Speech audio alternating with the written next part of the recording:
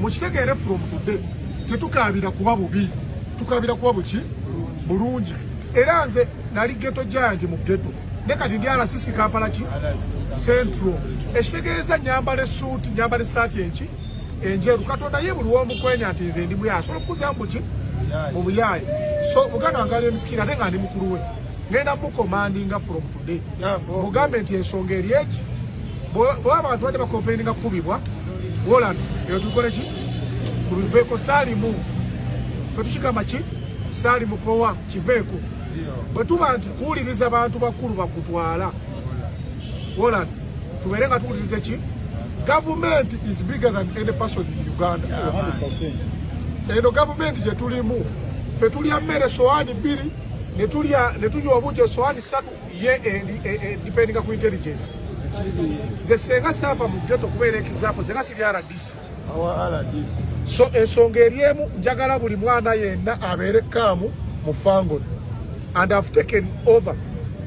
okuba nti ensonga yonna nze bampita ghetto giant number 1 togenda sanga mulala yenna mu Uganda so kati ntekize over twagala eddembe libeere nga eggwanga libeere nga limirembe twagala tubeere nga alien skin kali yegenda mu ki alien skin ali intelligent ali sober ate alabayo naye kati bano abawujirizi bano abamu bano bamulimba so mu mbeera zonna ffe tulina already ghetto structures president okuva okukola kye bayita ghetto structures director waazo omusirikale ate nga wa police General Damulira Christopher Damulira ye head crime ki intelligence president yakiraba nti kya mugaso nnyo okusemeza abaana ba ghetto awali crime kati tubadde police ebadde efuna intelligence mu budde semwaye gifuna mu budde iso egifuna mu budde and all stakeholders ekitegeeza tumaze creating a love mu bifaananyi bya security ate kati twagala kuva kusibuka ki kusibuka mpisa message ki je Alien Skin muba mwagala batamukubira mu ngalo mweri mwagala nnyo oba ndebase mbuliri oba ndiruda mulina ku mutima kyetuyitalo naye sigenda kubeerawo nga basamba baki bantu sigenda kubeera basanze avuka bagala kujja wano ku kooti teri mulamuzi mu Uganda asalawo lw'abantu kuba nduulu asalawo kiri ku fayiro yegamba etya omuwaabi agamba ki naye bino tugenda twekuŋŋaanye tugende abantu kikulu omulamuzi takola ki omulamuzi takola ki tabidipendingako so ensonga ya leero wanu sense of belonging yonna okumanya gy'ova osobola otegeera gy'okola ki gy'olaga bagambye geto si kika kya ddiini si kika kyaki sirinya lya kika tuli abaana ba geto batandise okukola bizinesi baagala kuva mu mbeera yaki ziri zaalibwa za migetteko lack of guidance lack of love tukula tulina love tukula tulina guidance kati oba guidance ezenga ne geto structures weziri abaana bafango ndi bonna ngenda bayingiza structures Gerald Mulina wali Major Emma Kutesa akola ki wali bafune guidance entuufu okuva president ekibiina tambula kitya naye era njagala kukolimira abantu abavuddeyo ne boogera ebyejwajwanja ku Alien Skin bamwogeddeko ebintu ebitakwatagana mbu ate moloka bagibanja ate bino bikoze bitya ate nga tebamukuzanga kuki alo ana sisi njogera abi saagala information imbi saagala abantu ba inciting abaki Alien Skin musajja ategeera musajja alina amagezi ataawuliriza so nze mulinamu essuubi ly'amaanyi abasuubira nti bagenda musuula wansi kino kiyinza okuba kyekimu kigenda mukola ki ffe babaaba be tugenda va just tumukube mukutu bulijjo bamugambira mukutu kwa kkono leero ngenda teeka message mukutu kwaki kwa ddyo Alien Skin apiikinge era njagala kwebaza balooya be bonna njagala kwebaza abafull figure bonna abamubedde Fangon Forest bonna komanda ya siri mwenda njagala bakola ki kubeebaza abaddeyo kulwanira ki Alien Skin ekituufu kya byonna eno bagiyita beyiro omusango tegunnakola ki tegunnaggwa kati njagala kutwala mukisa guno kwetondera buli muntu yenna Alien Skin we yali asobezaako RCC Kampala Central aka Ghetto Giant njagala kwetondera nese kwetondera ow'omutima buli muntu yenna Alien Skin we yali akoze eki asobezaako batubumba mu bbumba tulumira naye nze mbasuubiza nti Alien Skin agenda kubeera mu shape ennungi agenda kubeera mu mbeera ennungi ate eggwanga likole ki ate njagala bagamba abalala n'ekyemessage eno temwogera bigambo lwakuba nti Alien Skin afunye ebizibu nafunyeeyo message eva mu baganda baffe ab'opposition kokirabeko kikoze eki Alien Skin tuli naye era waali muyimbi wa ggwanga tali mbyabuki byabufuzi endowooza eyo yonna nga weeri ejja kusigalawo naye tusaba busabi muleme kuba mu ngalo ate kati mwagala mu nuupu ate simanya kati mwagala mu bica eyo si ensonga ya Alien Skin ensonga ya Alien Skin ezuliko ebadde ya indiscipline era ewedde era gavumenti ebalaze nti Alien Skin agenze eruzira ate kiri constitution omuntu okufuna ki beyiro nsigadde ndi Nsubuga Shafik Ali kulakalwa n'ensi yange